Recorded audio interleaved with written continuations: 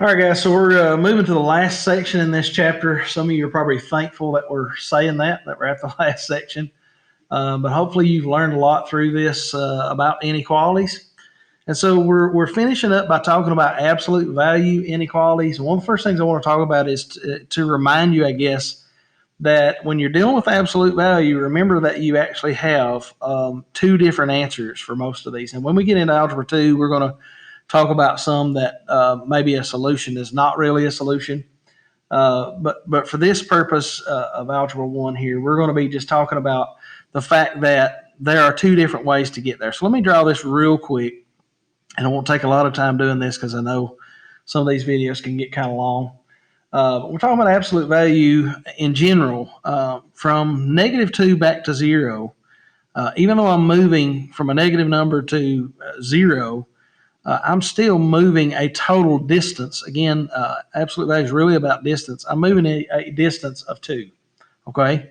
And even if I move from the value 2 back to 0, even though I'm moving backwards or in a negative direction, I'm still moving 2 units. And so either way you go about this, I'm still have a distance or a value of 2. And so when we're talking about absolute value, you're going to have two different answers that's going to come about as a result of this. But what I wanted to do first was really talk about just how to do absolute value equations, and then we'll apply that to inequalities as well, okay? So remember when we were talking about absolute value equations back in the last chapter, we said, well, the first things that you have to do is you have to get this absolute value quantity, this quantity right here, by itself before you could ever really make your two equations, okay? So the first thing we're going to have to do is we're going to have to get rid of this positive 2. So in order to get rid of this positive 2, again, we're going to do inverse operations. We're going to subtract 2 from both sides, which means that I'm going to end up with the absolute value of n is equal to 3, okay?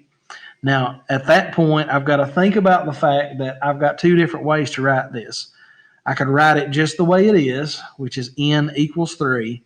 And do you remember the other thing that we had to do when we were dealing with absolute value equations is we had to also take the inverse of this, because again, from -2 to 0 is 2 units, and from 2 to 0 is 2 units. So there's always a negative or an opposite that's involved in this as well. So I need to take the opposite of 3, which is -3. So that means n could either be -3 or +3. And if we substitute those answers back in, that makes perfect sense. Because if I take 3 and put it back in here, the absolute value of 3 is 3. 3 plus 2, in fact, does equal 5. If I take -3 and put it in for n, well, the absolute value of -3 is still 3. So 3 plus 2, again, equals 5. So both of these would be solutions for this particular problem. Now, the issue is now we've got to think about this in terms of inequalities, okay?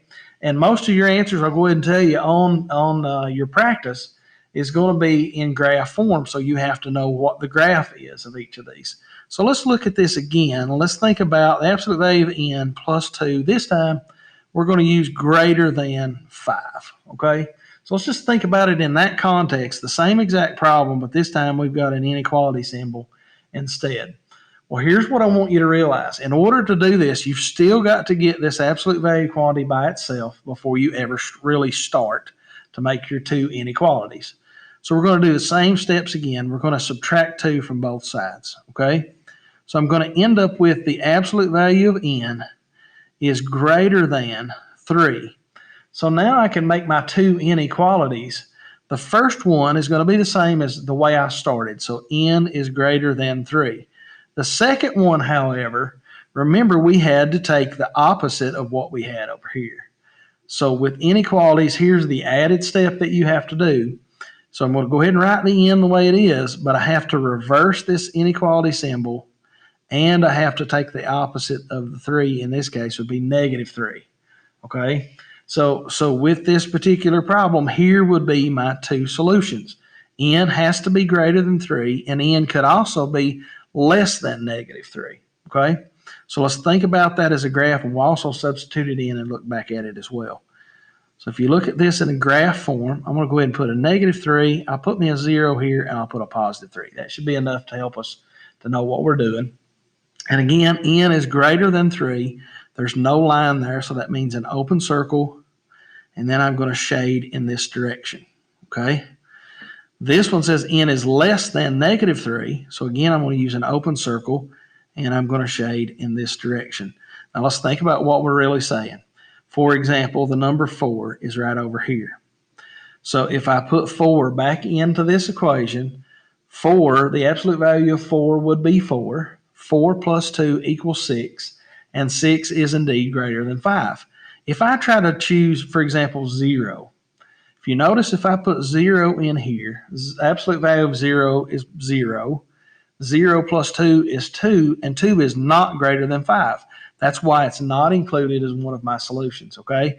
If I went back and I tried negative 4, the absolute value of negative 4 is 4. 4 plus 2 equals 6, which is greater than 5. So any of my answers this way would work. Any of my answers this way would work, but these in between are not good solutions, okay? So this is the way that you're going to pick your answers, is by the graph, but you're going to have to do this work to kind of know what your graph should look like, okay? Let's look at another example. I actually got 2 more examples, and that's it for this video. So again, if I look at this one, it's already written in the format where I have nothing but the absolute value on one side of the equation. That is a good thing, because I can go ahead and start by making my 2 inequalities, okay? So the first inequality, again, is going to be x plus 3 less than 10. Remember, I'm always going to have 2 inequalities or equations when I'm dealing with absolute value, because there's 2 different ways to get there. So my second equation, I'm going to start with the same thing that was in my absolute value, x plus 3. But remember, I have to reverse my inequality sign. So instead of less than, it's going to be greater than. And I also have to take the opposite of 10, which is negative 10. So now here are my 2 equations that I'm going to solve. And these should be pretty easy for you.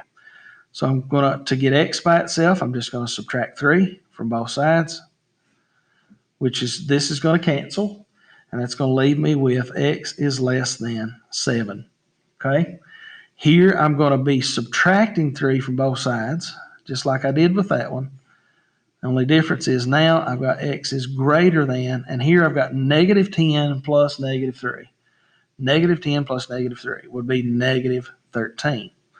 Okay, so if I look at this on a number line, and you notice what I'm going to do with this number line, I'm just going to put the values that are really important, that are a part of what I'm doing.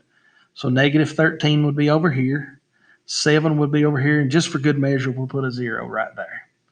So again, I'm going to do an open circle at 7, and you notice I'm shading this way, and I'm going to do an open circle at negative 13, and this says x is greater than, so that means my solution should be in between here. Wow, 0 should be a solution. Let's see if it really is or not.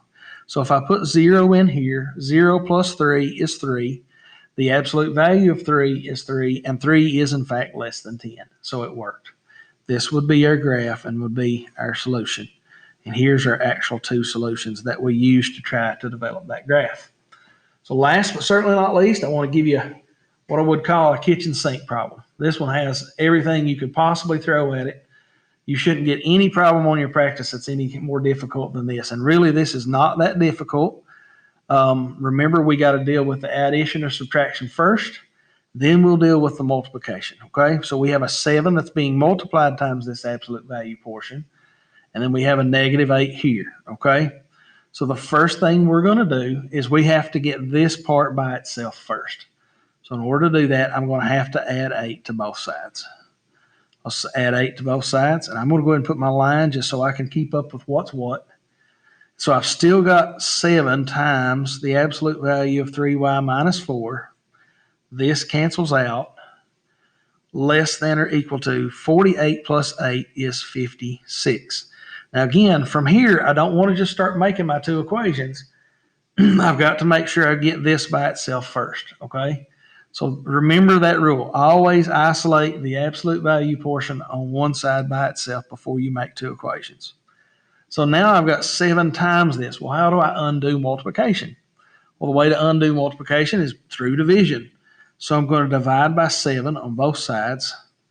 That is going to give me the absolute value of 3y minus 4 is less than or equal to 56 divided by 7 is 8.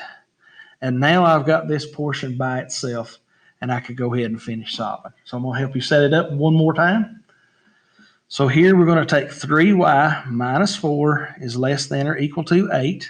Just the way it is, I'm going to write that at first equation. The second equation, I'm going to use the same thing that I had in the absolute value portion, 3y minus 4. But remember, what do I have to do? I have to reverse my inequality sign to greater than or equal to, and I have to take the opposite of positive 8, which is negative 8. And from here, I would just finish solving this out.